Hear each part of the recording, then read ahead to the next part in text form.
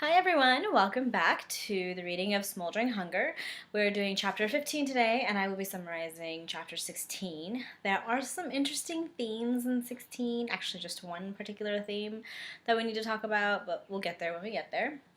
To summarize, we last left off our hero and heroine in a very serious situation where the heroine told the hero that the bad guy had come to see her. I would use names, but at this point I don't really think anyone remembers any of their names, so we'll leave it at that. Alright, so without further ado, here we go. Chapter 15. Darius's distress was palpable, and now so was Sophie's. Murderer, that in itself frightened her. She had coffee with a killer and didn't even know it. What would have happened had she left with Ulrich? Sophie didn't want to even think about that. Do you ever wonder if you ever have a coffee, if you ever had coffee with a killer? Like, how would you know unless someone tells you? She hadn't felt creeped out by Ulrich, which she should have. She was so used to ignoring people and being alone that she no longer... What? She hadn't felt creeped out by Ulrich, which she should have. Was she so used to ignoring people and being alone that she could no longer sense these kinds of things? How would you know? I mean, I don't know if I've ever been in the presence of a murderer, so I guess... Sophie stared at Darius. She didn't need to wonder about him. From the first, there had been something appealing about him. She was drawn to Darius, and there was no ignoring it. How do you know? How do you know? I mean, weren't all the serial killers super charming and normal and not psychotic looking? Maybe he's like the next Ted Bundy. You don't know. It wasn't just physical either. It was mental and emotional. You could totally have a physical, mental, and emotional connection with a murderer. Just saying. With him, she felt normal, as if the catastrophe 7 years earlier hadn't destroyed her and her life. Safe. That's something else he brought out. Sophie didn't worry about anyone or anything as long as Darius was near. They had sex like 3 times. I don't understand. Ulrich wanted to get me to work for him, she said. Darius briefly closed his eyes. Sophie, you're a strong woman who knows her own mind. I cannot tell you what to do, but I'm begging you to be careful. I'm not exaggerating when I say Ulrich is dangerous. Tell me what he's done, she urged. When Darius hesitated, Sophie grew nervous. Tell me, please. I spent time with him. He seemed nice, although the kind of man who is used to having his wealth get him whatever he wants. I cannot tell you the details no matter how much I want to. You've no reason to trust me, but I'm asking that you do. Sophie didn't trust people, but she did trust Darius. It surprised her and terrified her. You say he's a murderer. Do you have proof? None that I can show or tell you. Ulrich has no good intentions. He'll not hesitate to kill you or anyone around him to get what he wants. He could have killed me yesterday. He didn't. You guys are in a public place. Why would he murder you in a public place? This woman has taken leave of her senses. Darius dropped his arms and turned away to pace to the living area. He raked a hand through his hair before he stopped and faced her. He came to the hospital the first time because he saw us together the night in the alley. He watched us? Sophie couldn't even finish the sentence. She was so shocked. You guys had sex on the side of a goddamn building in fucking public. I would be surprised if no one else saw you doing the same thing. Yes, she'd known they could be seen, but she hadn't really expected anyone to come forward and admit it. Darius blew out a breath. Because you were with me, he took an interest in you. I bet he's followed you or had you followed since that night. Sophie felt sick to her stomach. Ulrich had admitted to following her. He said as much. Shit. Darius dropped his chin to his chest for a moment before he looked back at her. Stay away from him. He'll only hurt you. Few come away from their dealings with Ulrich with their lives. He wants me because we were together? Darius's face was lined with worry. Yes. Then why not just kill me? He could have taken me from the hospital. He could have. He's got many people working for him. He didn't hurt you yesterday because he wants me to know he was able to get close to you. I wasn't there. I didn't see it. That was his message to me. What? That he could get close to me? Darius nodded. What ruse did he use to get near you? He made mention of my philanthropic work tending to those who can't get to the hospital, though he never did tell me what he wanted. Once I mentioned that I saw the pain he tried to hide, he made a few remarks and left. If we're lucky, you may have put yourself out of his path. Sophie pulled out a chair at the table and sank heavily into it. All because we had sex? Poor Sophie. Ulrich has it in for me and my group. Now that was interesting. Sophie wanted to know more. Why? We saved him from a betrayal But he didn't see it that way. We then had to stop him when he began attacking others. The only way to end what he was doing was to banish him from our group. Banish him? Okay, to a regular person, that sounds like a bunch of poppycock. Yes, I used that word. She expected that from a medieval culture, but not here and now. Just what kind of group was Darius involved in? And did she want to be a part of it? That's extreme. Is it? Is it really? I mean, we do that shit all the time. I don't like you anymore, you're not my friend. You're not a part of my group. Banish? Really? Do we banish people? Sorry, something just tried to attack me. Perhaps it was our only option. Now it's beginning to make sense. Ulrich's pain, his need to hurt Darius, so Ulrich wants revenge. Yes. And he goes after anyone you and your group are with. Darius gave a slight nod. What about Thorn and Lexi? Are they alright? Ulrich targeted Lexi, but Thorn was able to save her. Sophie leaned back in the chair while trying to grasp the situation. This can't be real. I'm sorry to say it is. I wanted to leave to prove to Ulrich that I meant nothing to you, she spoke over him. I understand. There's no need to explain. If he came to see you, then he didn't believe what I told him. You spoke to him? She asked in shock.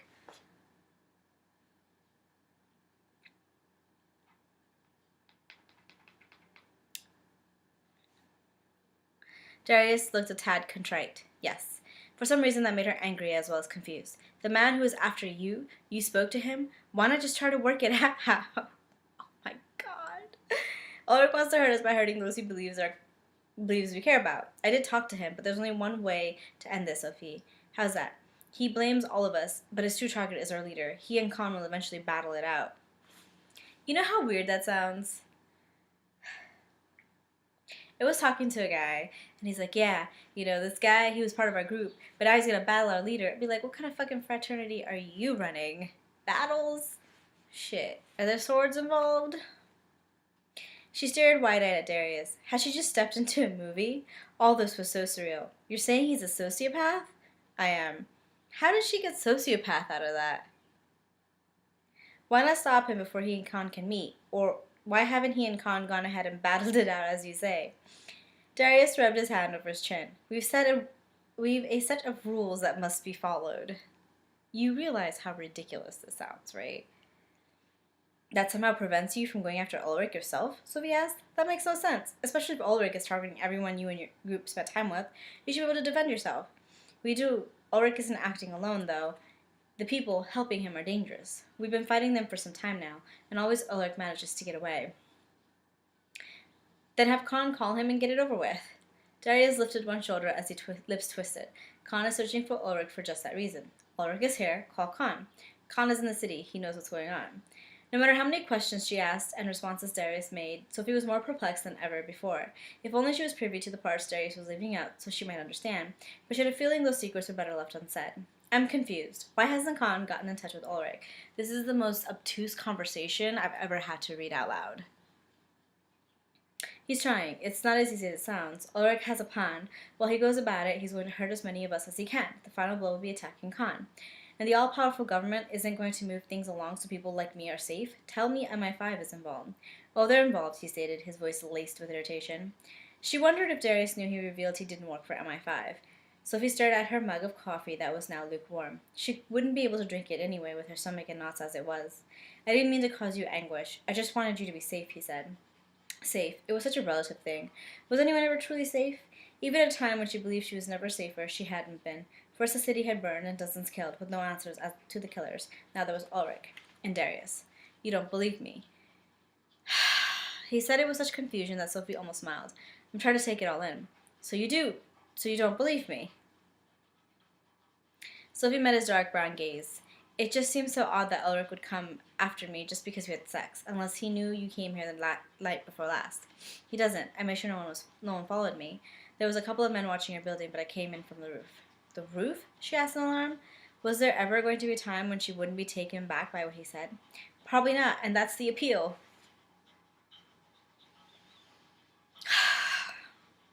True, damn it. It was the only way I could get in without them seeing me, Darius stated as if it was common occurrence. For him, she guessed it was, and last night, they were watching the roof. She looked at him expectantly. My window was open. You came in through my window. How? I have skills. That was one way of putting it. She knew for a fact he had many skills that he had proven in her to her time and time the previous night. And Alaric, does he have the same skills? Darius's face modeled anger. Yes, I hadn't thought of that. Precautions will need to be taken. How did you not fucking think of that? Now, not if he doesn't believe you returned. If he comes back to the hospital, I can make him think you've moved on. We just had a one-night stand. He'll know I'm still here. Besides, I don't want you talking to him. I'll make sure I'm around the hospital in case he returns. Sophie got to her feet and grinned. It's worth a try. I won't have my life in danger because I enjoy having sex with you. I'm going to ensure Ulrich turns his attention away from me. Don't underestimate him, Sophie. That's one thing you don't have to worry about. She brought out both of the mugs to the sink and dumped them out. I'll cook breakfast, but I have nothing in the flat. And I cannot get it for us since he may see me. I don't want Ulrich to know I'm here, Darius grumbled. There's something called delivery.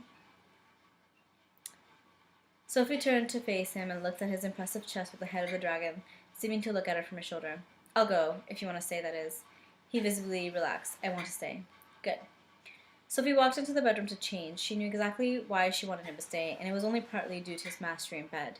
The biggest reason was because she was enjoying having someone in her life, someone like Darius. Even if that threat of danger she discerned from the beginning put her in the thick of it, but she still wouldn't change anything. Sophie pulled on a pair of jeans and a tan sweater before reaching for her boots.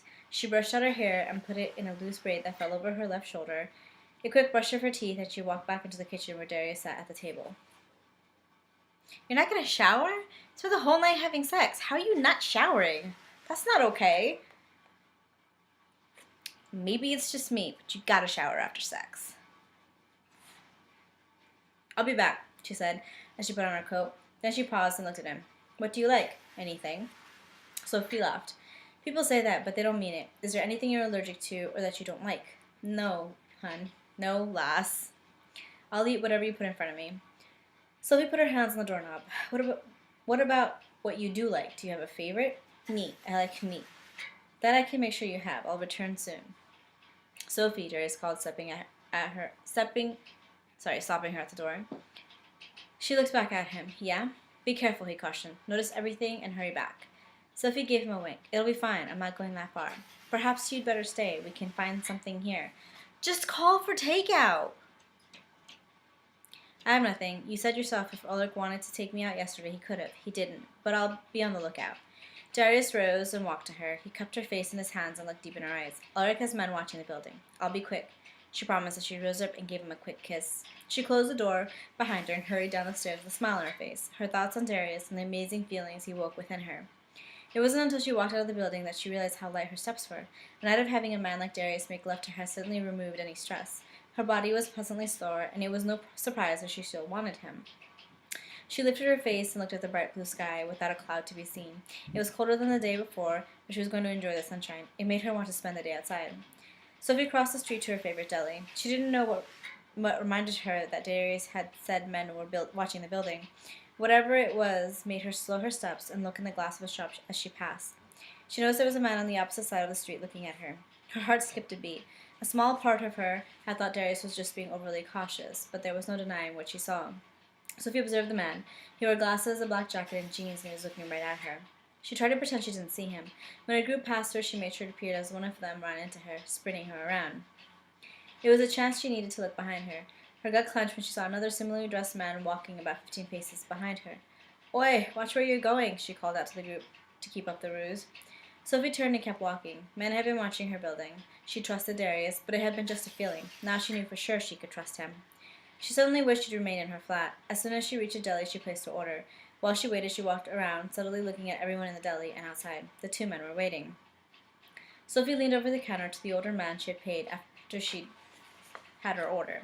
Is there a back exit? No. She glanced over her shoulder at the men standing at the window who had been following her. You see that guy outside with the bald head and goatee? He's my ex, and he's been stalking me. I'd like to get home without confronting him. Please, is there another exit I can use? The old man glared at her follower and called someone else to work the register. Then he waved her around the counter. With a hand on her back, he led her through the kitchen to a storage room and the door to the back alley. He will not see you, lass, the man said. Sophie patted his arm and showed him a grateful smile. Thank you so much. You saved the day. To her surprise, he blushed to the roots of his salt and pepper hair. Be safe. Sophie exited the deli and hurried back to her flat, her heart pounding against her ribs.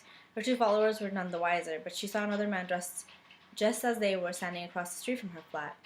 As soon as she saw her, he brought his mobile phone to his ear and placed the call. She pretended she saw nothing as she entered the building and made her way up to her floor.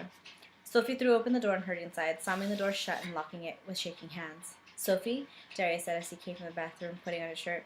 "I was followed by 2 men. This third outside," she said as she handed him the bag of food. Darius gently grasped her hand and with one of his large ones and took the food with the other. "They will not hurt you as long as I'm here." And God help her, but Sophie believed him. How could she not? The sincerity in his voice, it was in his eyes. It was in the way he held her. The fuck? So anyway, chapter 16. You know that chick that's in a coma, self-induced coma? Turns out, Reese, the guy that I thought was her lover, isn't actually her lover. We don't know who her lover is because they won't tell her. So anyway, they're trying to figure out how to get her out of her coma, so they're like threatening her, cajoling her, etc., etc. And she's decided, fuck it, she's gonna keep sleeping. So one of the interesting points was that they should probably have Baladin, the dude that tortured her, come to her because she so desperately needs to be loved and held that anything would do, which is stupid because what? That doesn't make any sense. If a man is abusing you, if a man has tortured you, if a man has hurt you, that shit ain't love. I don't care what that is.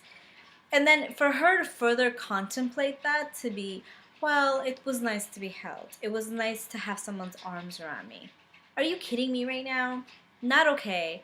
Not cool way of thinking. No, that's unacceptable. Yes, the example in this book is a bit extreme. I mean, he did torture her for an extended period of time because, you know, he's dark. But now he loves her because he's always loved her and she's reminded him of it. But it's not her job to make him feel better. It's not her job to pull him into the light side.